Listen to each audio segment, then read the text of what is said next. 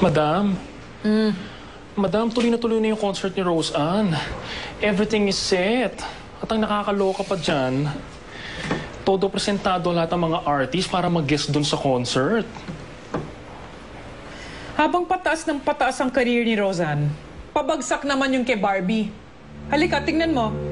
Ito yung pinadala ng research kanina sa atin eh. Hindi talaga gumana yung issue para ma-boost yung career ni Barbie. Looks like wala na talagang simpatsya ng tao sa kanya.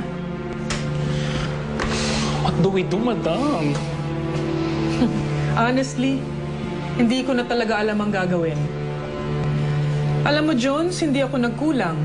Pero the public can see through Barbie. Kaya hindi kumokonek ang public sa kanya eh, katulad ni Roseanne.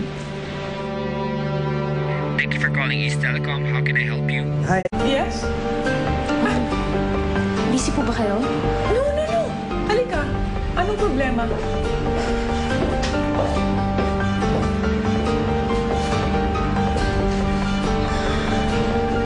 Tungkol ito kay Barbie.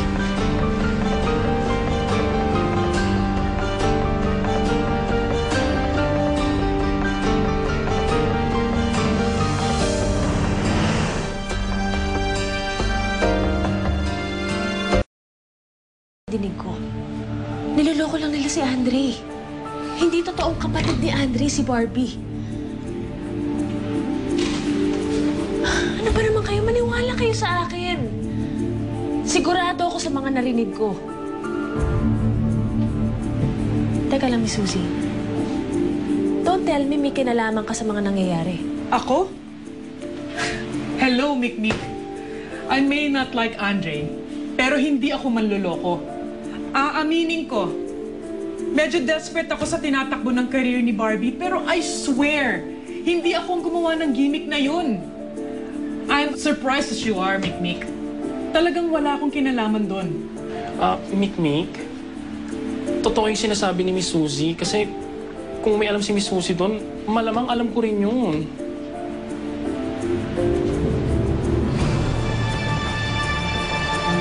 I must admit, this is a brilliant idea. Pero I can't take credit for something na hindi ko ginawa.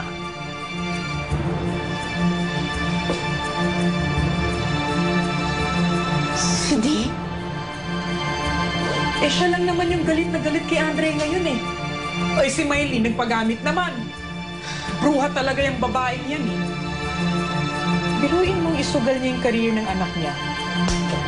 At ang hindi niya alam, nagtagamit lang siya ni Dee. Yun yung sinasabi ko sa inyo na secret meeting nila with Mr. D.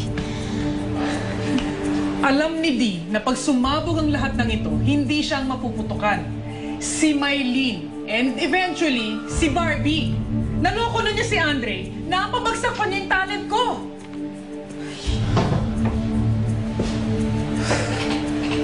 Akala ni Dee may isahan niya ako? No way.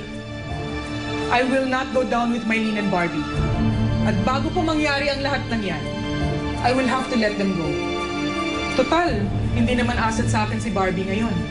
Correct. At ikaw, Mikmik, huwag na huwag mong masabi kahit kanino yung alam mo. We have to control the situation. Sumabay na lang tayo sa Atos. Okay?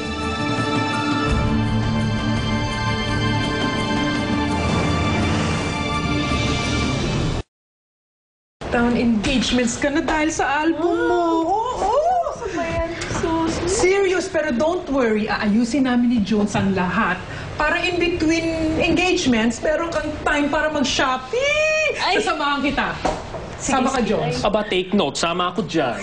Ay, nako, hindi pa pwede. Kasi mas marami kang bibili. Madam. Join na siya. Oo naman, no?